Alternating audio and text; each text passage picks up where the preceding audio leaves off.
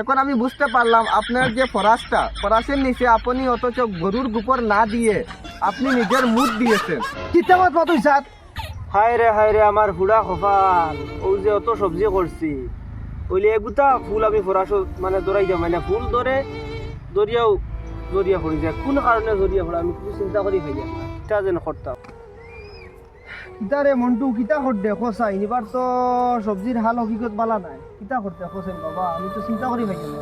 ওই বাজি সাইয়া দেখো সব ফুল ভরি যার বুঝছো নি ও দেখছেন এগুতা ফুল টিকেট না ওই দেখো না ফুকেও খাইয়া ওই দেখো নাস্তা ফুলিগর ভিতরে ফুকে খাইয়া কিতা করছো ও বাজি তুমি চিন্তা করিও না তুমি চিন্তা দূর হয়ে যাব তোরা বাদে সবজির ইঞ্জিনিয়ার যারা আছেন তারা আইবা ইয়া ফুল ওগুন চেক করবা আমি তারারে ফোন মারে কইছি আইবা তা। আচ্ছা ওই হুনচাই তারা আইয়ে কিতা ইটা সমাধান করতে পারবা নিউজন জুন কিতা সবজির ইঞ্জিনিয়ার না কিতা কইলে আমি তা বুঝাই না। ওই বাজি তুমি চিন্তা করিও না তারা আইবা আর বাদে এটা সব সমাধান হইব তুমি আর যে চিন্তা করা বাদ দেও ও ভাই চলো খেতো লাগি আচ্ছা এত লাগি আর ও গাছ উল্টা বাস চিন্তা করবে আউট করতে না বাবা স্যার আমরা তো আই গেলাম কিন্তু তো যে লোকেশন দেবো হয়েছে মন্টু দাস আর বাবার নাম রামলাল দাস ইতার বাড়ি কোন জায়গাতে কিলা কিতা বুঝবাইতাম আমরা। দেখি সামনে দিয়ে যাই কেউ যদি ভাইতে জিকাই মারি ওই ঠিক আছে জিকাই তো দিল্লি তো যাওয়া যায়। ওই স্যার ও দাদা কোনো কথা করতে দেয় না কি আপনি কি রামলাল দাসের বাড়িটা কি চিনেন নাকি? রামলাল হ্যাঁ ছেলের নাম মন্টু দাস। মন্টু দাস তো আমার বন্ধু তারা কৃষক মানুষ তো। মন্টুর বাড়িটা কোথায় দাদা আপনি কি নিয়ে যাবেন আমাদের চলো যাবো কিসের জন্য এসেছো? সবজির একটু প্রবলেম আছে তাহলে চলো নিয়ে যাবো আমরা নিশ্চয়ই নিয়ে যাবো। আর কত দূর দাদা একটুখানি আর অল্প একটু শিকড় থাকলে খাওয়াবেন আমাকে। দুধ বেটা আগেকার গ্রামে এলে বিড়ি খুঁজতো এখন শিকড় খুঁজছে দাঁড়াও একটু আমি মন্টুকে ডাক দেই। ও মন্টু বাবা তোমার ডাকে খালি ওই রে মন্টু ও দিকের ইঞ্জিনিয়ার হলো ইয়ার সেই সবজি ওই যা তারা লইয়া দৌড় তুই যা আইও স্যার আসেন বাজে আইও কষ্ট করি আয়ুষ বাবা।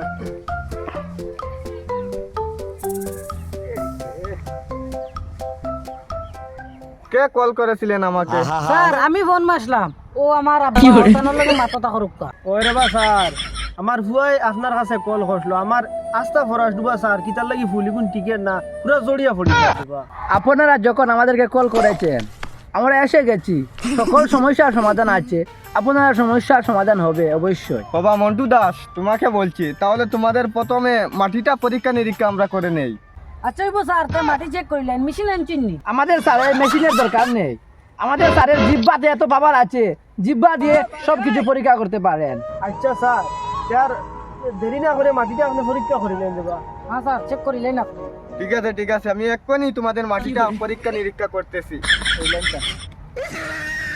এই মাটিতে তো মোটামুটি একটা পাওয়ার নেই, এটা মেকুর মাটি। তারপরে আমি দেখে নিয়েছি মেশিন তো আনতে আমি ভুলে গিয়েছি, তাহলে কোনো জিও নেই, আমার জিব্রা আছে। আব্বা জীবনে তো দেখলাম না এটা চেক করতে তো বেটা বাজনা সারা পরীক্ষা করডা ফাজলি মাত এটা স্যারকে কিন্তু অপমান করা হচ্ছে। আপনি মনে করবেন না কিছু আপনি পরীক্ষা করেন না স্যার ও বুঝতে পারছে না কৃষক তো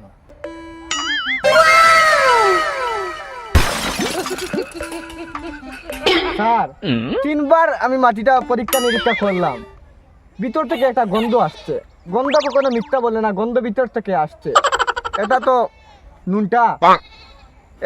এরা এখানে গোবর দেয় না, নিজেদের মুখ দেয়। স্যার ওদেরকে জিজ্ঞাসা করে দেখেন না এই সবজির মধ্যে কি দিয়ে দে। দাদা আপনাকে আমি একটি কথা বলবো, আপনি মনে কিছু আনবেন না তো? আচ্ছা কই স্যার কই আমি আপনার মাটিটা 3-4 বার পরীক্ষা নিরীক্ষা করে দেখতে পারলাম আপনার মাটিতে কোনো টেম্পার নেই, অথচ কোনো পাওয়ার নেই।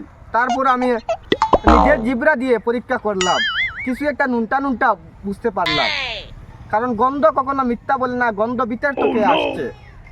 এখন আমি বুঝতে পারলাম আপনার যে ফরাসের নিচে আপনি অথচ গরুর গোবর না দিয়ে আপনি নিজের মুখ দিয়েছেন। কিতাবত মত স্যার আমি মুতমুখিলাই নো ফরাসর দুবাত আবারও বলছি স্যারকে কিন্তু অপমান করা হচ্ছে। অপমান কিতা করি দেবা স্যার তার কোনো মিথ্যা কথা বলেন না, নিশ্চয়ই আপনারা মুখ দিয়েছেন সেজন্য বলছি। আপনারা কিলে ভাবলা রে বা স্যার ও সবজি দুবা থেকে আমরা পুরো পরিবার চলে। আব্বা কিতা কইন স্যার এই মুতি চিনি আমরা কিতা বেটা কইন আমরা বলি ওতাত মুতমু খিলা না স্যার আমরা তো তাহলে আপনি দেখে নেন এই মাটিত কিরকম নুনটা নুনটা করতেছে। ওই বন্ধু মনে হাসাও আমরা বিছাতে শুধু মুতি দিছে নুনটা বন্ধু গন্ধ তো স্যারেও কইছেন ভিতর থেকে গন্ধ আর এখান ঠিক আছে স্যার ওর মা, কিন্তু তোমরা লগিলা খেয়ে করবো দুশ্মনী খেয়ে করি না তোমরা ডাল লইতে ও আমরা লাগা করো ফুয়া কি মনে হয় তার নানির মুতি উঠে জানি স্যারেও দেন কইছেন আমরা আগে উঠি দেখ স্যার ওর মাসে স্যারে দিকে দাদা তারাও গরিব মানুষ স্যার, আপনি একটু দেখিয়া দিলে ওরকম ওরকম তারা সবজি বেচিয়া খায় আর গরিব মানুষ তারা লগে ওরকম খেয়ে করতে পারবো, আপনি একটু তারা লগে বুঝিয়া দিলে। বন্ধু আমি যাই আর কি, আচ্ছা, আমার ফোন আইব। ঠিক আছে ওই রে বা স্যার কোনো একটা সমাধান করে যে আমরা খুব গরিব মানুষ স্যার, আর ওটা বেশি আমরা পরিবার চালাই, হয়তো আমরা লাইফে দুশ্মনী করছে, আমরা দুশ্মন করে খুব পারা স্যার। স্যার বিষয়টা তো জটিল হয় স্যার, সমাধান দেওয়া অবশ্যই স্যার দরকার স্যার, আপনি সমাধানটা দিয়ে দেন। দাদা আপনারা ওলা গরিব মানুষ, আমি যে সারের নাম বলবো সেই সারটির দাম প্রায় 2000 টাকা তার কিলোর দাম, বুঝছেন? সেই সারটা আপনার জমিতে দিয়ে আপনারা পারবেন না। আমি তো বলছি আপনাদের অত গরিব মেহনতি মানুষ, আপনাদের কাছে অত তহবিলে অত টাকা নেই, তাই আপনাকে বলছি আপনারা আদবলেদা ডেইলি এক মগ করে যদি দিতে পারেন আপনাদের পরাশের, তাই আমার আশা 15 দিনের ভিতরে এই পরাশ ধরে আপনি 500 টাকা করে কেজি বিক্রি করতে পারবেন বাজারে নিয়ে। আচ্ছা স্যার সব তো বুঝলাম স্যার, কিন্তু ওই যে আপনি কিতা কইলা আদম লেদা এই জিনিসটা কিতা স্যার বুঝলাম না। ওটাও আপনারা জানেন না, এটা গরিব ধনী সবার বাড়িতে আছে আদম লেদা, এটা হলো মানুষের গোবর।